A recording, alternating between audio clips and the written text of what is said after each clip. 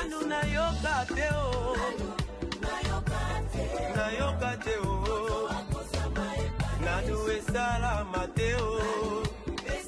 Tuta evanelo ya Bible. Nanu namona te o. Bien-aimés dans le Seigneur, partout où vous pouvez vous retrouver, je voudrais vous saluer dans le nom merveilleux et glorieux de notre Seigneur Jésus-Christ. Je sais que vous êtes nombreux à vouloir écouter notre exhortation. C'est ainsi que je vous salue tous au nom de Jésus-Christ. Nous pouvons dire maintenant que nous avons une bonne nouvelle. La bonne nouvelle, c'est laquelle? C'est-à-dire les églises vont bientôt rouvrir leurs portes dans les semaines qui viennent. Je sais que la plupart d'entre vous, vous vous êtes posé des questions. Il y a des gens qui ont parlé de beaucoup de choses. Comment est-ce que les bars sont ouverts en premier lieu et les églises? Moi, je crois que le fait que l'église puisse s'ouvrir après les bars, c'était quelque chose de merveilleux. Vous savez, puisque beaucoup de gens ne comprennent pas et ne savent pas qu'effectivement, que pour réouvrir, ça demande une préparation. Puisque nous étions en train de préparer ça, nous avons vu que vraiment, il y a beaucoup de choses à faire. Je crois que, comme les bars ont ouvert avant nous, je crois que nous, en tant qu'Église, nous devons nous préparer pour que l'œuvre de Dieu puisse continuer avec fracas, l'œuvre de Dieu puisse continuer avec force. Nous croyons que c'est une bonne mesure, c'est ainsi que nous nous mettons à préparer le peuple de Dieu pour ce retour. Un retour que nous pouvons dire, qualifié de retour triomphal. Hein? L'Église de Dieu a été confinée et maintenant, nous voulons rentrer dans nos églises. Mais il y a une question que nous pouvons nous poser. Comment alors allons-nous rentrer dans nos églises? Allons-nous rentrer comme on a été confinés? Ou encore, nous avons un devoir que nous devons faire pour que cette rentrée soit fracassante, pour que cette rentrée soit une rentrée comme le veut notre Seigneur. Je crois que pendant que nous sommes en train de nous préparer, nous devons comprendre une chose. C'est quoi? Le monde a été bouleversé. C'est-à-dire, les gens ont regardé tout ce qui se passe dans ce monde, ils ont dit vraiment, il y a quelque chose qui a étonné. C'est quoi? C'est-à-dire, le monde entier a été mis à l'arrêt. Je crois que ça, ce sont des choses que les gens peuvent retenir de ce confinement. Alors, comme le monde a été confiné, le monde entier, c'est un événement vraiment historique pour ce siècle. Et je crois que ça a marqué beaucoup de gens. Mais qu'est-ce que nous pouvons dire? Et si ça a marqué beaucoup de gens, cela veut dire que nous, en tant qu'enfants de Dieu, nous devons profiter de cette occasion pour faire notre devoir. Quel est notre devoir? C'est-à-dire, nous ne voulons pas rentrer seuls. Nous voulons rentrer avec tous ceux-là qui n'ont pas connu Jésus-Christ. C'est-à-dire, pendant cette période de préparation, nous devons nous lever pour aller vers les gens qui ne connaissent pas Christ, prêcher la bonne nouvelle et que ce dimanche 16, que nous puissions rentrer dans cette église avec beaucoup d'âmes, des gens qui ne connaissaient pas de Jésus-Christ, mais qui voudront maintenant marcher avec Jésus. C'est pourquoi le thème que j'ai préparé pour vous, je l'ai intitulé « Sauver pour sauver les autres ».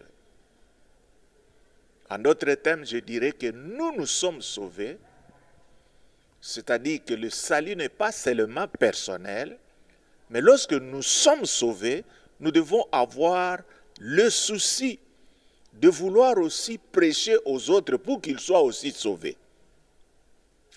C'est ainsi que nous allons lire dans notre premier texte, dans le livre de 2 Corinthiens au chapitre 5.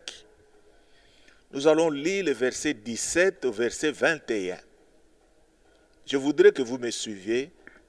Je voudrais que vous compreniez la pensée de Dieu pour son peuple pendant ce moment. La Bible nous dit ceci.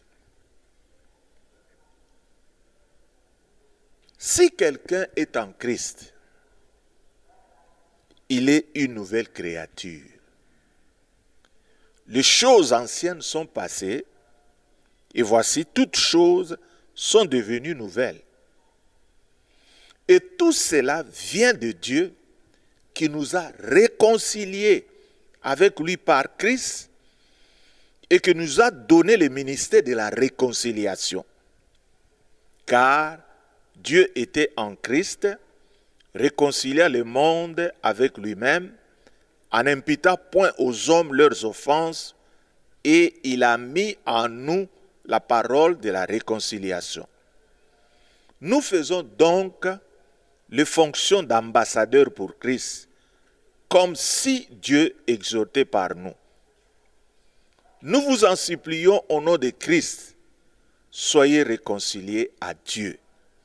Celui qui n'a point connu le péché, il a fait devenir péché pour nous, afin que nous devenions en lui justice de Dieu. Ici, on est en train de nous exhorter, nous faire voir que si nous sommes transformés, c'est grâce à Jésus-Christ. C'est-à-dire Jésus-Christ nous a transformés, nous sommes devenus de nouvelles créatures et non seulement que nous sommes devenus de nouvelles créatures, Dieu par là nous a donné le ministère de la réconciliation. C'est-à-dire le fait d'être sauvés, nous devons savoir qu'en même temps Dieu nous a donné le ministère de la réconciliation. La parole de Dieu nous dit que Dieu d'abord a voulu réconcilier le monde avec lui-même en ôtant les péchés. C'est pourquoi on nous dit que lorsque nous venons à Jésus-Christ, les choses anciennes sont passées.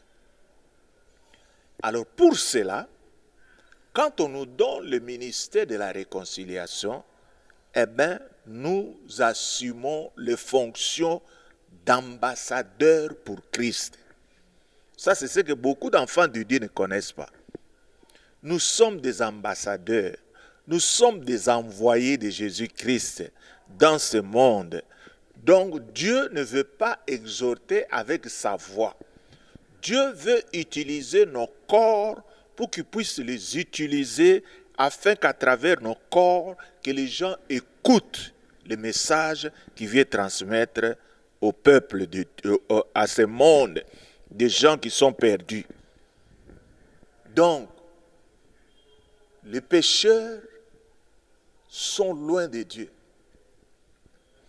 Et nous avons ces fonctions d'ambassadeurs pour aller vers ces gens-là qui sont loin de Dieu et essayer de les réconcilier avec Dieu.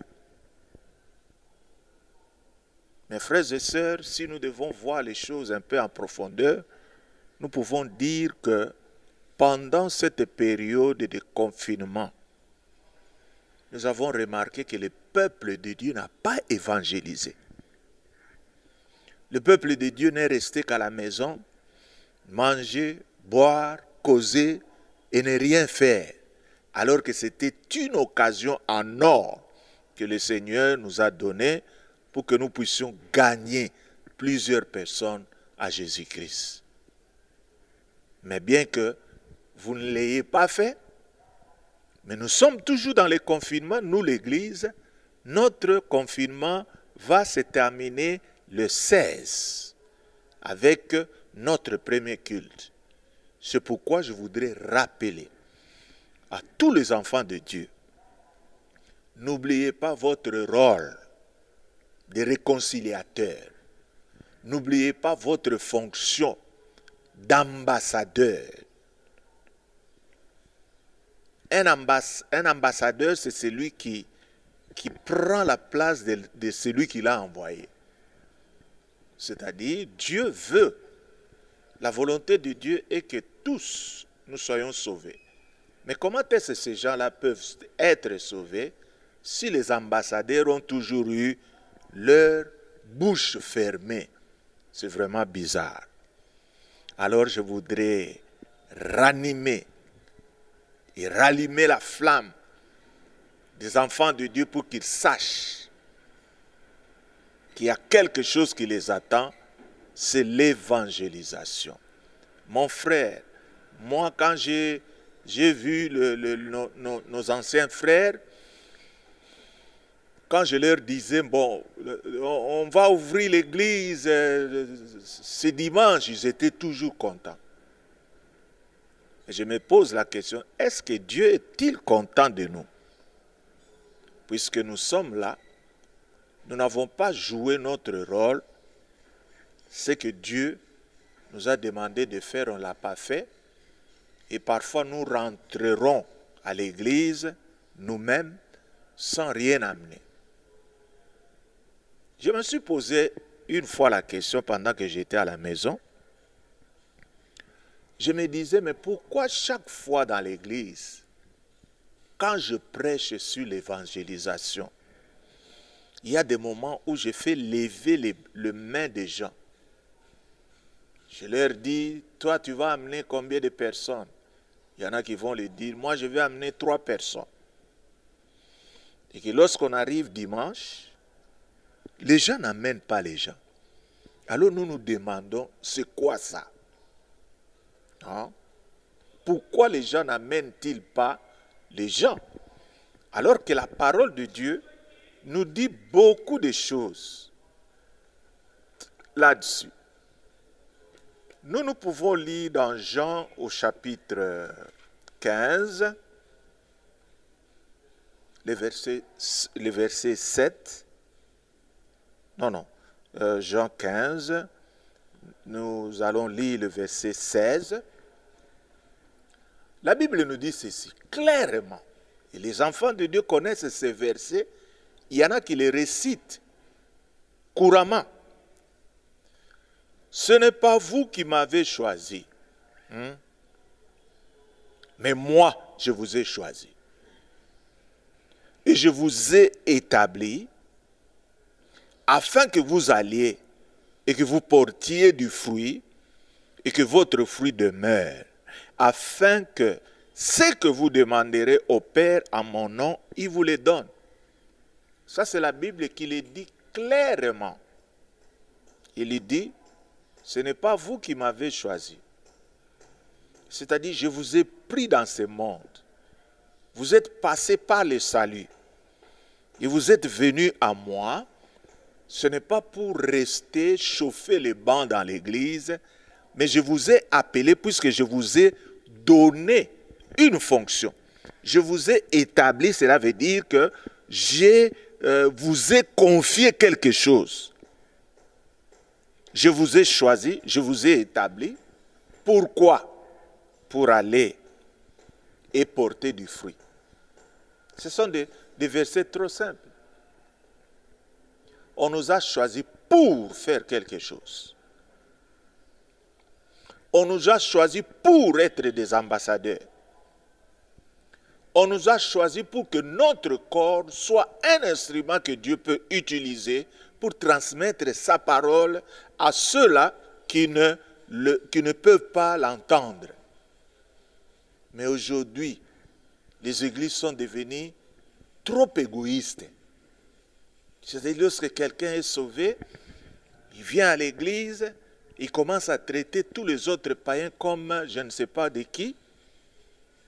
Et parfois, il y en a qui font beaucoup d'autres choses qu'on ne peut pas bien comprendre. Bino ba pagan botika na bino ngana kena na ndako na nzambe tali bino li fait le zako ya. Non, ce n'est pas ça. Nous devons avoir pitié de ces gens. L'enfer, nous ne la connaissons pas. Si tout le monde pouvait avoir un œil pour voir l'enfer, on aurait eu pitié de tous ces gens. On aurait, pouvait le prêcher avec beaucoup de passion et beaucoup de pitié. Puis il y a des exemples un peu banals. Hein? Si tu viens du quartier 13 et tu vas vers le quartier 7, et au quartier 13, tu as rencontré un groupe de Nkuluna qui t'ont dérangé, qui t'ont pris ton téléphone, et puis te voilà en train de rentrer bredouille. Et maintenant, en rentrant, lorsque tu rencontres un groupe de gens qui vont vers la direction d'où toi tu es venu, qu'est-ce que tu vas faire? Tu vas leur laisser leur dire, bon, allez, vous allez rencontrer ces Kuluna aussi, ils vont vous prendre vos appareils, ils vont vous tabasser. Non. C'est-à-dire, vous allez leur dire, mon frère, ne prenez pas ce chemin. Il y a des bandits de l'autre côté. Et ces bandits sont capables de vous faire des choses que vous pouvez regretter. Alors, lorsque ce frère-là va dévier, qu'est-ce que cela va faire? Vous venez de sauver quelqu'un de quelque chose de mauvais qui devait lui arriver. Mais maintenant, nous qui vivons dans ce monde, nous ne sentons pas les dangers que courent tous ces gens-là qui ne connaissent pas Christ. Nous n'avons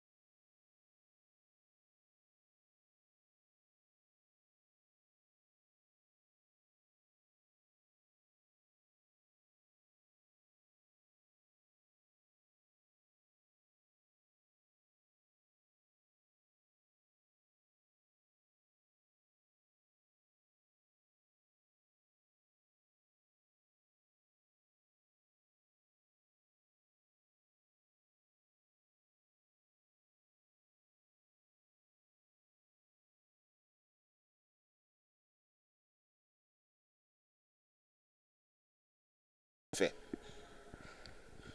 Moi, le jour où on a déconfiné, j'avais dans mon cœur une expression de tristesse. Quand j'ai vu comment les soulards sont sortis et la manière dont ils ont, je ne sais pas si on peut appeler ça fêté, j'avais pitié dans mon cœur. Je me suis dit, vraiment l'Église a du travail. Si nous pouvons faire une comparaison entre les gens qui donnent leur vie à Jésus-Christ et les gens qui sont dans le monde, qui se perdent dans le monde, je crois qu'aujourd'hui, les gens qui se perdent dans le monde, leur nombre est en train de croître à une vitesse vertigineuse. Pourquoi ce nombre est en train de croître? C'est puisque les enfants de la lumière ne veulent rien faire. Mes frères et sœurs, je vous dis que si nous ne prêchons pas la bonne nouvelle, je vous assure que la plupart, même de ceux-là qui sont en train de nous diriger dans ces pays, ne pourront pas nous amener à un bon port. Quelqu'un qui n'a pas un bon cœur, quelqu'un qui n'est pas converti, il ne peut pas nous amener dans de très bonnes voies. C'est-à-dire, même lorsque nous disons que nous devons établir l'état de droit, c'est-à-dire l'état de droit, si cet état de droit est appliqué par des gens qui craignent Dieu, eh bien, nous allons voir que les choses vont bien marcher. C'est-à-dire, nous avons le devoir d'aller prêcher. Nous avons le devoir d'aller dire aux gens la bonne nouvelle, afin qu'ils viennent à Jésus-Christ, qu'ils se convertissent, car le monde dans lequel nous vivons, il est en train d'attendre un événement d'une grande valeur, c'est quoi? C'est le retour de Jésus-Christ. Nous voulons que lorsque Jésus-Christ va venir, qu'il puisse amener avec lui un grand nombre de gens. Nous allons encore lire un autre verset dans 2 Timothée, au chapitre 2. Nous allons lire du 1er au 10e verset. 2 Timothée, chapitre 2, du 1er au 10e verset. Écoutez encore ce que la parole de Dieu est en train de nous dire. Et toi donc, mon enfant, je crois que prenez ce que nous sommes en train de lire comme un message qu'on est en train de nous dire directement. Toi donc, mon enfant, fortifie-toi dans la grâce qui est en Jésus-Christ. Et ce que tu as entendu de moi en présence de beaucoup de témoins, confie-le à des hommes fidèles qui soient capables de l'enseigner aussi à d'autres. Souffre avec moi comme un bon soldat de Jésus-Christ. Il n'est pas de soldat qui s'embarrasse des affaires de la vie s'il veut plaire à celui qui l'a enrôlé. Et l'athlète n'est pas couronné s'il n'a pas combattu suivant les règles. Il faut que le laboureur travaille afin de recueillir le fruit. Comprends ce que je dis, car le Seigneur te donnera l'intelligence en toutes choses.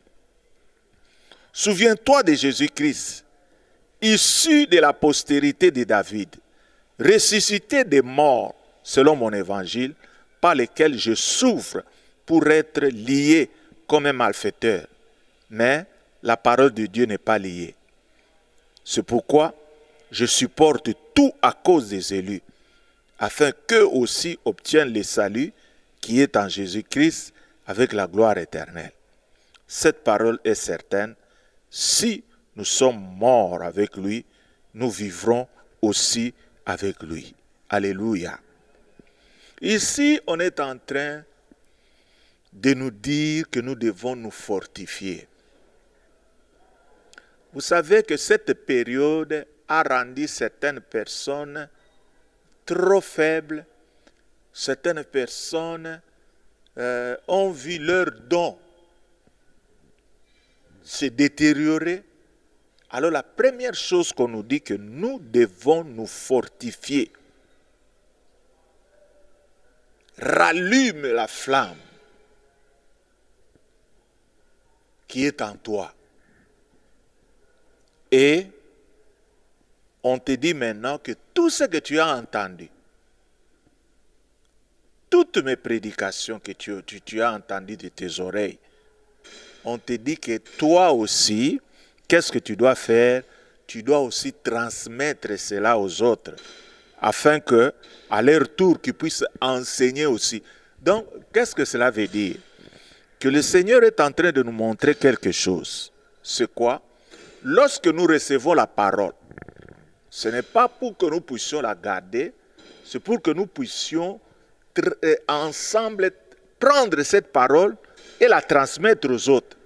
Si nous restons seuls, nous ne faisons absolument rien, cela veut dire que nous allons nous alourdir, nous n'allons pas faire l'œuvre de Dieu. Alors nous devons être comme des soldats. Ici on a donné des points de comparaison. Nous avons les soldats, nous avons les athlètes, nous avons les laboureurs. Nous voyons que dans tous ces gens, ce sont des gens qui sont en train de donner, ils sont en train de mettre quelque chose qui les appartient dans tout ce qu'ils sont en train de faire. Un laboureur fainéant ne peut pas s'attendre à avoir son champ produit des fruits. Et un athlète qui ne s'entraîne pas ne peut pas voir ne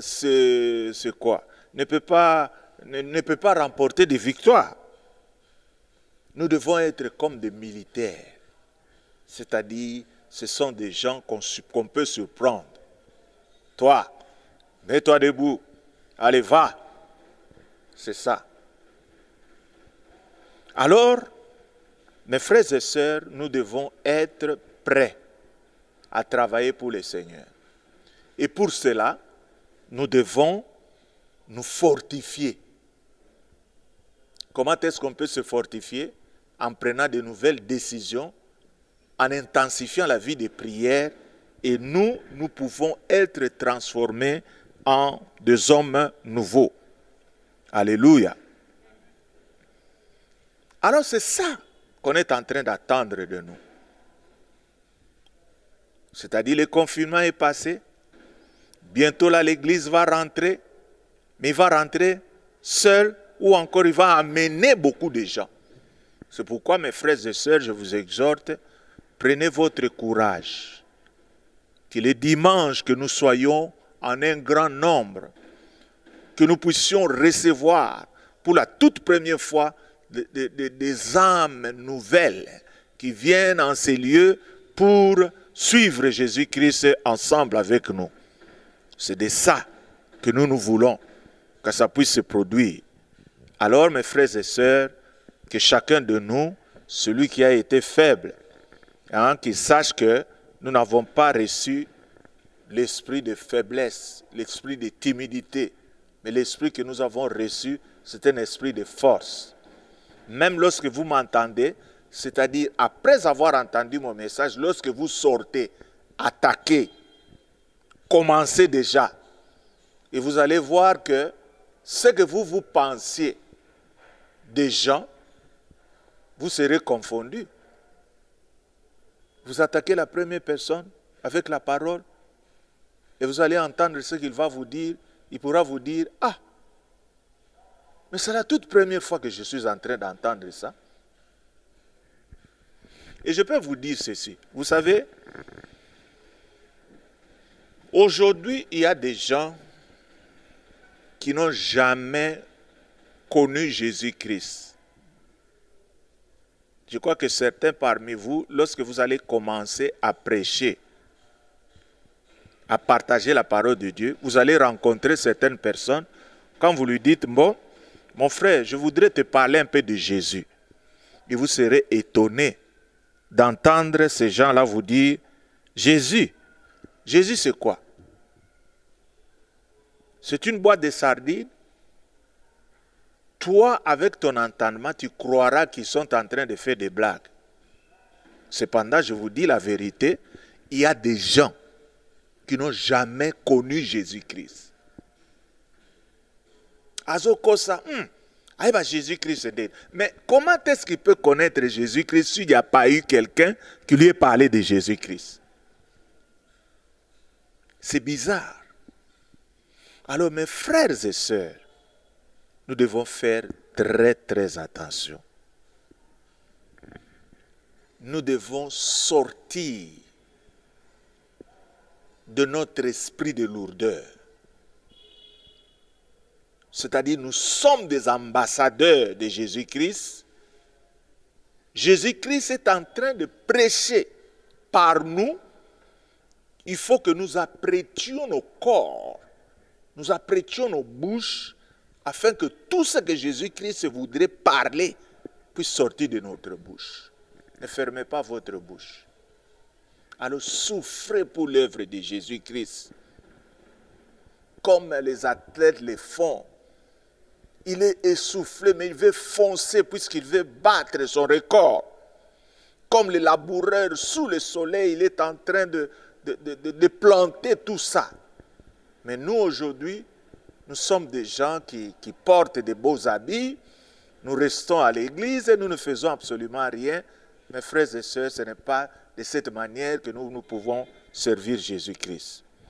2 Timothée chapitre 1er, Du verset 6, on nous dit ce que nous devons faire.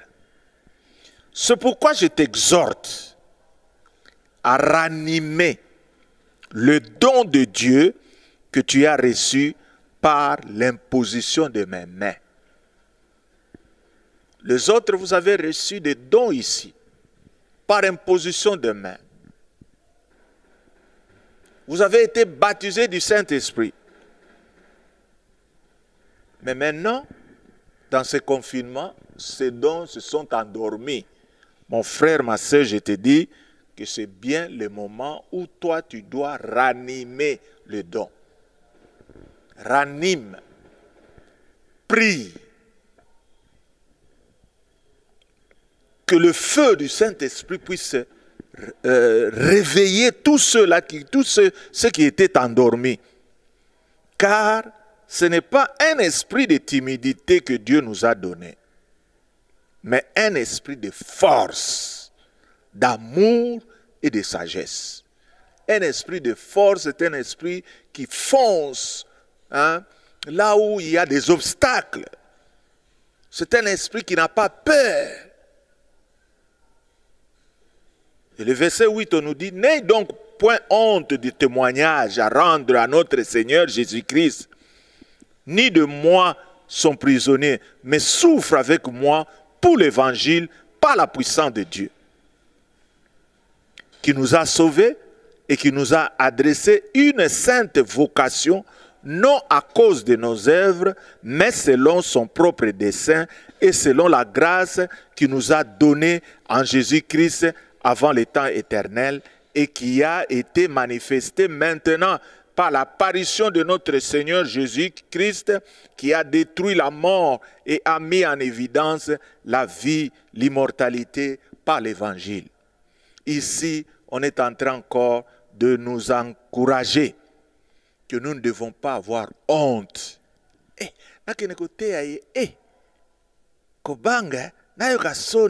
Non. Souffre avec, comme Timothée a souffert, souffre pour l'évangile. Il faut souffrir pour l'évangile.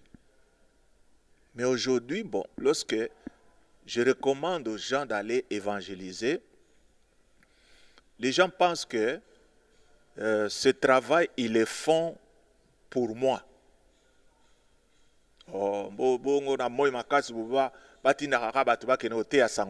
Mais non, ce n'est pas moi. Hein? C'est l'évangile, c'est la Bible qui nous le recommande. Nous devons suivre si nous sommes des chrétiens. Le mot chrétien, vous savez qu'il a été, employé pour la toute première fois à Corinthe, n'est-ce pas? Et les gens qui ont appelé ces gens les chrétiens, ce ne sont pas les chrétiens qui se sont dit « nous sommes chrétiens », non. Ce sont les gens qui les regardaient faire. Chrétien, ça veut dire être comme Christ. Être comme Christ, qu'est-ce que cela veut dire? C'est marcher selon la volonté de Jésus-Christ qui est dans la parole de Dieu. Mais lorsque nous ne voulons pas marcher selon cette volonté, la Bible nous recommande d'aller gagner les âmes. Nous ne voulons pas le faire. Vous savez ce que ça peut amener? Nous devenons des têtus. Nous devenons des gens qui n'obéissent pas à la parole de Dieu. Et ça sera une autre chose qui nous a sauvés et nous a adressé une sainte vocation. La vocation, c'est un appel. Hein? C'est-à-dire, quand Jésus-Christ t'a gagné, tu as répondu à cet appel, n'est-ce pas? Et il y a d'autres choses que toi, tu dois faire. Quand tu es venu, tu es devenu maintenant un ambassadeur. Comment est-ce qu'on peut donner une fonction à quelqu'un qui n'a jamais accompli cette fonction? Si vous êtes nommé ambassadeur et que chaque jour on te voit ici à Kinshasa, on va dire que toi tu as fui ton affectation. Et ça va te créer beaucoup de problèmes. Alléluia. Alors, nous devons avoir la détermination de faire la volonté de Dieu. Et je vous encourage, vous qui m'entendez aujourd'hui, faites tout, gagnez les âmes.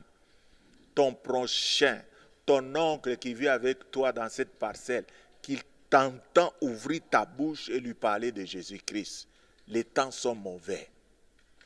Vous savez, quand le coronavirus s'est manifesté pour la toute première fois, les gens avaient peur. Et tout le monde dit, la fin du monde, patati et patata.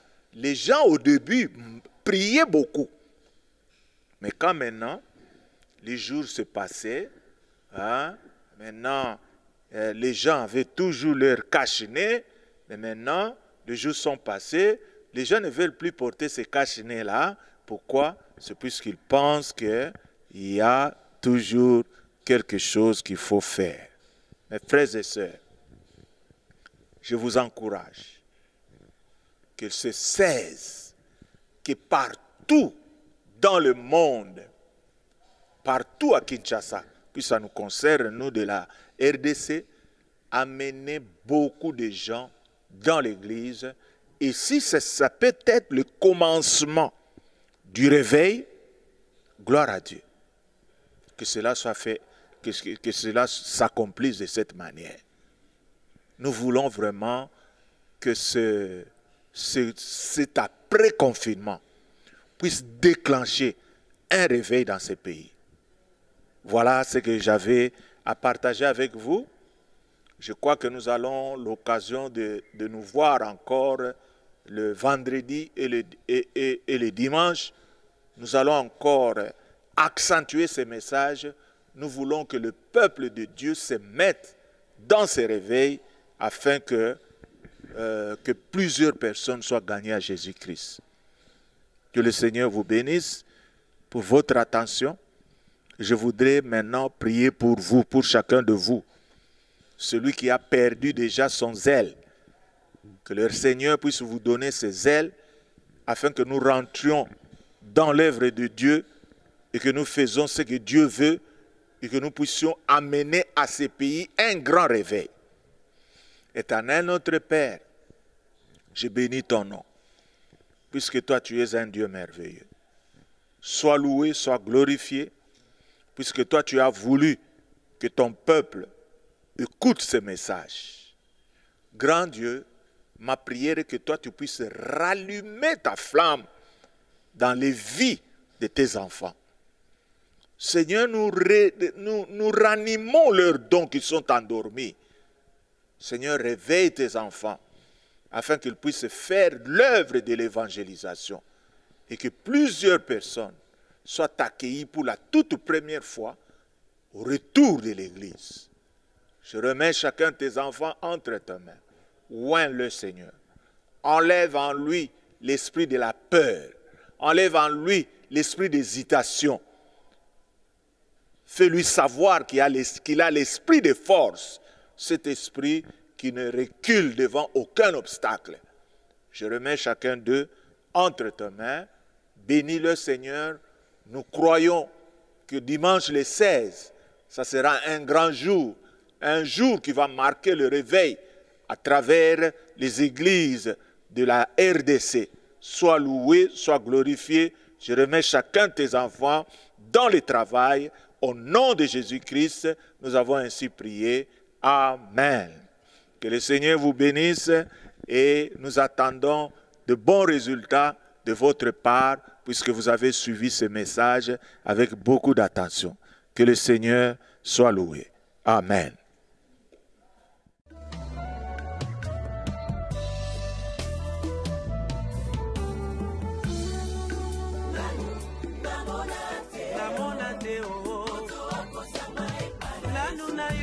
Teo